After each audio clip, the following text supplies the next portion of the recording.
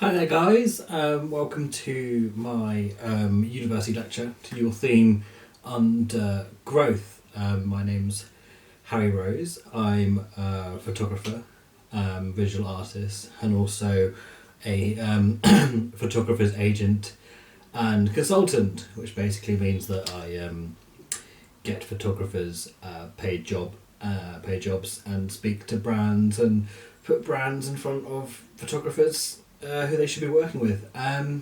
So thank you for inviting me to talk to you all as part of your lecture series on growth. I'm really humbled to be picked and speak to you all. And thank you for accommodating the isolation version of this. Hopefully in the future we can all meet in person, which would be really lovely, rather than this lockdown status we're all under. And hope you're all doing really well and managing to keep working and taking it easy on yourselves. So the themes you guys have kindly asked me to talk about with my work are the personal, environmental and social. And I thought I'd start off on the personal with a recent body of work that I've just completed about 3 weeks ago. Completed. It's at a state where I can put it in front of people and say, look, I've done something.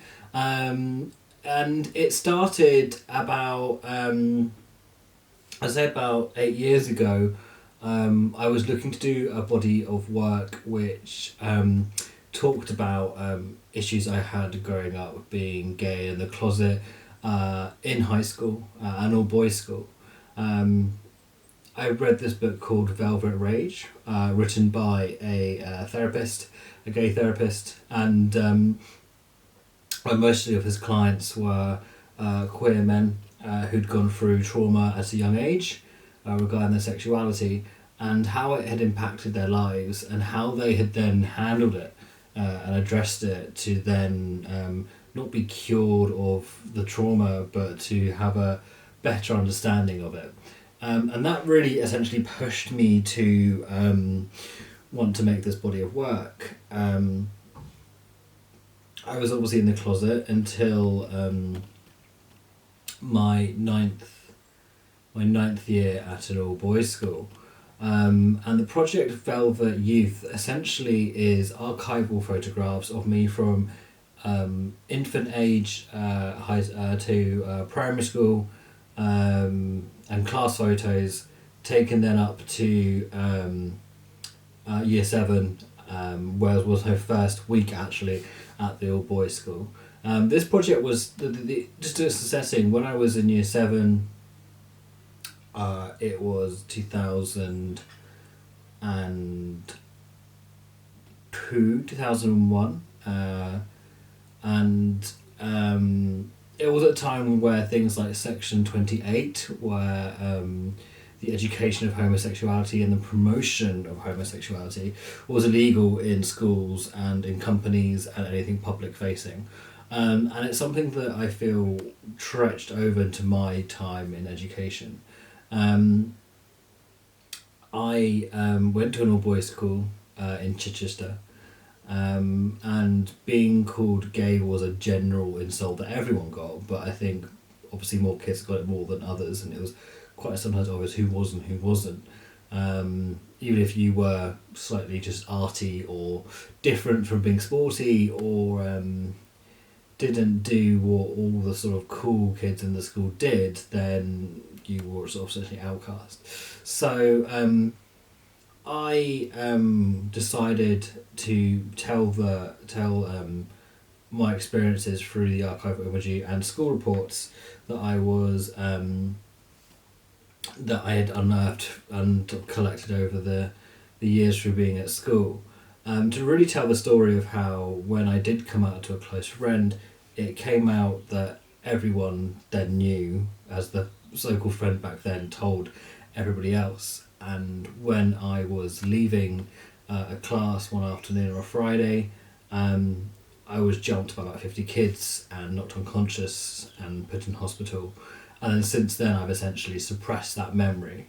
So I use photography as a way of growing and learning from the experiences and understanding that it wasn't my fault, and the guilt and the shame that the events like that happen to you when you're a young gay person and you're told by the world that you're not right, you're not normal.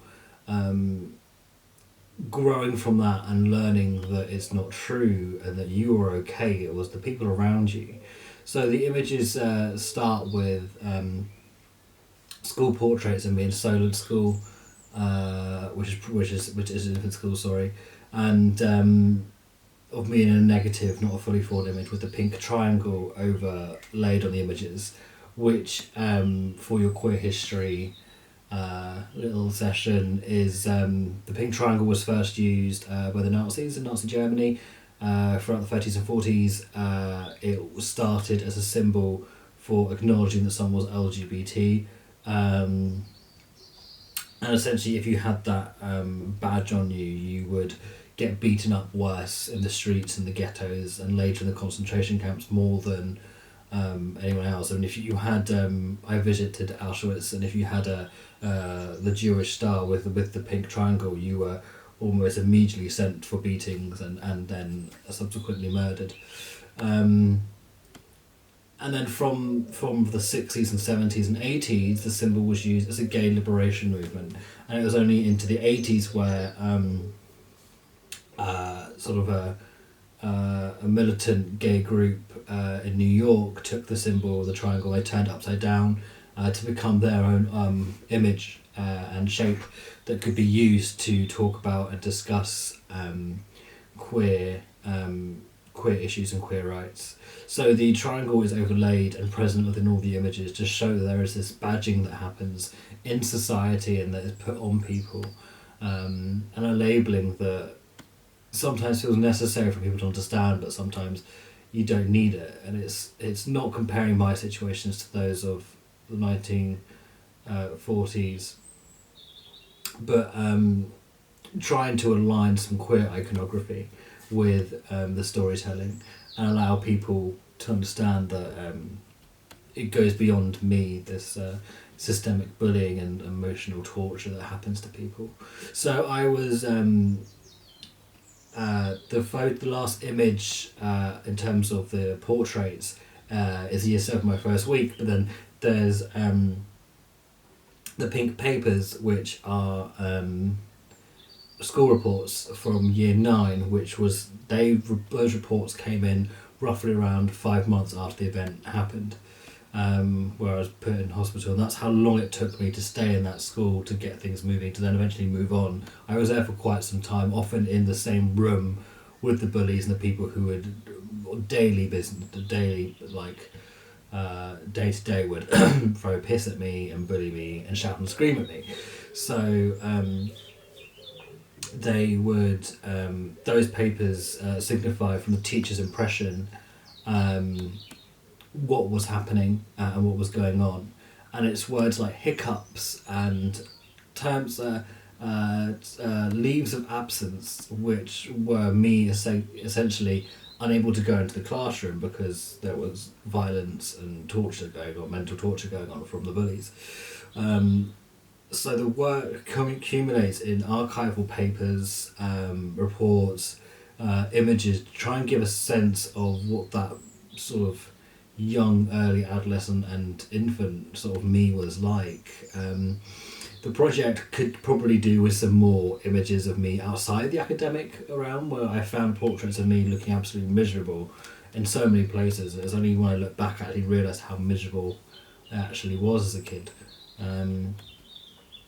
And I feel that this is a project that has grown and showed real growth over a long period of time. I mean, some people, to look at it, they might see it as it's a collection of archival stuff put together, but in order to visually articulate and put those things together, that took a lot of time to do. And there was a question in my head: do I do portraits of me now? Do I include locations that I went to? And now when I went to the school to try and take pictures, the school's completely changed, just physically, and because I've changed as well. that it felt kind of like, rather than doing a straight up documentary project, working in archival material and found imagery felt more important and were made in the time period that this was happening, rather than me going back and trying to recreate something and say, look, this is where this happened, this is that happened, this is that.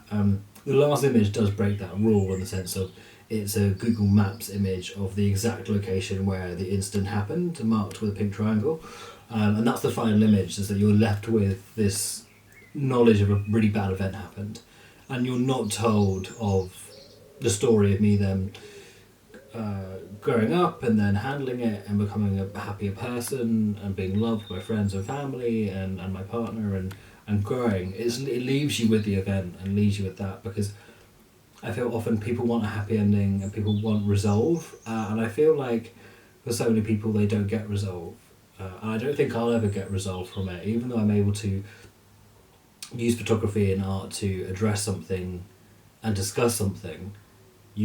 It still doesn't remove anything that happened, and I've been able to do this work more recently when I suffer from extremely bad night terrors, and I try to take pictures that replicate how those night terrors felt, but when more and more the night terrors of the bullies and of those events, it felt really appropriate to make images that can help relieve that sort of internal struggle and pain, and allow those images and those stories to help grow other people in terms of what can actually happen to individuals when there isn't support that they need, and that yes, you can grow into a person when you're happy, but the support should happen quicker.